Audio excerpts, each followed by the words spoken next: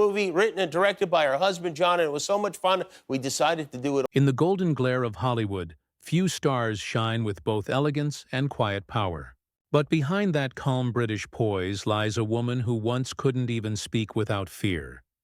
Before the fame, before the red carpets and leading roles, Emily Blunt was just a shy little girl from London, trapped inside her own silence. Her stutter was so severe that speaking in class felt like walking through fire. Yet somehow, the same voice that once betrayed her would one day command entire worlds on screen. From a nervous schoolgirl to the heroine of Edge of Tomorrow, from the delicate charm of The Devil Wears Prada to the haunting grace of A Quiet Place, Emily's story is not just about success, it's about survival. How does someone who once feared her own voice become one of Hollywood's most respected storytellers? And what price does grace demand in a world that celebrates perfection?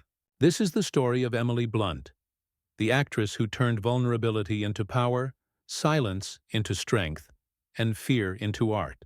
Emily Olivia Leah Blunt was born on February 23, 1983, in Wandsworth, London, the second of 4 children in a warm but ambitious British family. Her father was a barrister, her mother a former actress and teacher. From the outside, her childhood looked perfect. A cozy London home, laughter around the dinner table, the hum of everyday life. But inside that young girl's world was a storm no one could see. At the age of 7, Emily developed a severe stutter. Words would catch in her throat like broken glass, and each attempt to speak brought humiliation and isolation. Teachers misunderstood her silence. Classmates mocked her hesitations. For years, Emily hid behind quiet smiles and avoided conversations. Yet her parents never stopped believing she had something special, a spark waiting to ignite. When a teacher suggested she try acting to help her speech, Emily reluctantly stepped onto the stage. And something miraculous happened. Under the warm lights, pretending to be someone else, she found her voice. The rhythm of dialogue became her therapy, the stage her refuge.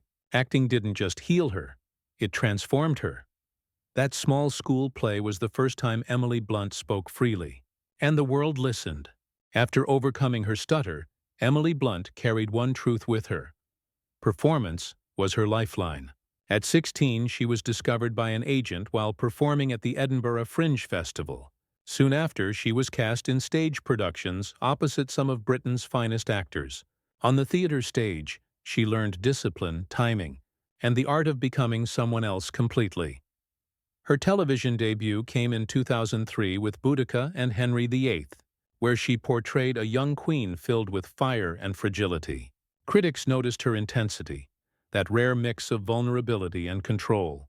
But Hollywood still seemed far away. Then came 2006. A supporting role in The Devil Wears Prada would change everything.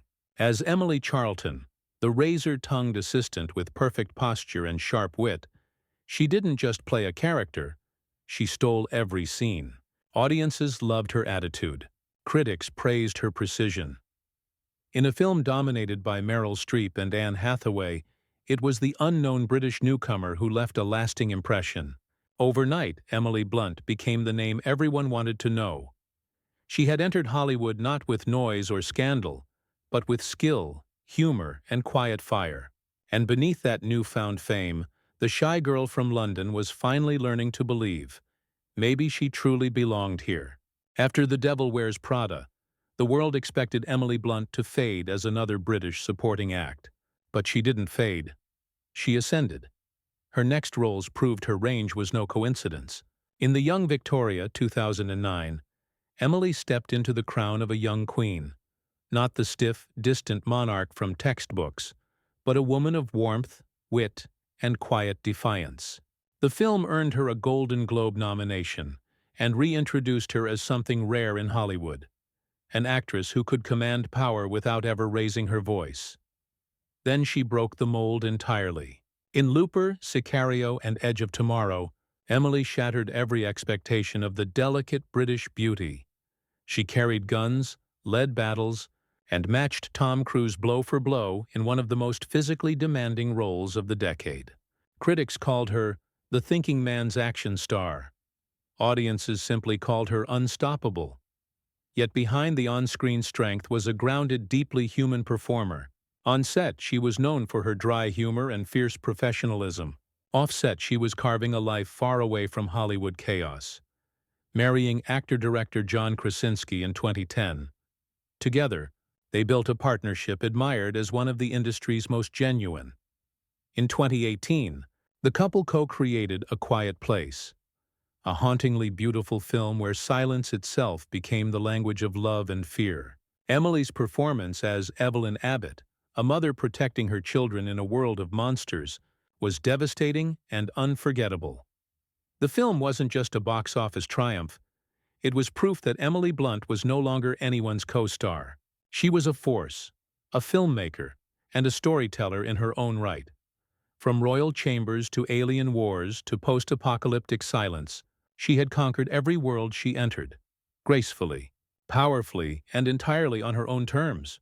In a city that thrives on chaos, Emily Blunt became known for something almost radical. Her calm. She didn't chase headlines, she didn't court drama, and she didn't play the Hollywood game. But perfection has its own pressure. As her fame grew, so did the expectations. Casting directors questioned if she could lead major blockbusters. Some critics dismissed her as too British, too soft-spoken, or too safe for an industry that glorifies extremes. Behind the elegant red carpet smiles, Emily quietly wrestled with the same insecurities that had haunted her childhood. The fear of being unheard.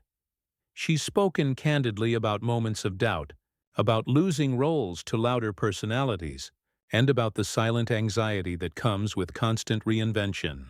In interviews, she admitted, "You're only as good as your last film." And that's a terrifying truth. When Mary Poppins Returns, 2018, was announced, skepticism followed her like a shadow. Could anyone live up to Julie Andrews' iconic performance? The pressure was immense, but Emily didn't try to replace the legend. She reinvented the role with her own wit and warmth. And when the film premiered, even the toughest critics agreed. She had done the impossible. Still, being scandal-free in Hollywood is its own paradox. While others used controversy to stay relevant, Emily's restraint made her mysterious, even distant. In an age of overexposure, she remained private, prioritizing family and authenticity over fame. But that quiet dignity came at a cost. She turned down roles, disappeared from the spotlight for months, and faced whispers that she was losing her edge. Yet through it all, Emily Blunt never let Hollywood define her. She defined herself, not through noise, but through consistency, courage, and class. For Emily Blunt, rebirth didn't come through scandal or reinvention for attention. It came through artistry. After years of balancing between blockbusters and intimate dramas, she found her voice again in the most unexpected place: silence. With A Quiet Place and its sequel, Emily and John Krasinski didn't just make a hit. They created a phenomenon. The film turned fear into emotion, and silence into power. Her portrayal of Evelyn Abbott, a mother navigating terror with strength and tenderness, earned universal acclaim. It wasn't just acting, it was embodiment. Then came Oppenheimer, 2023.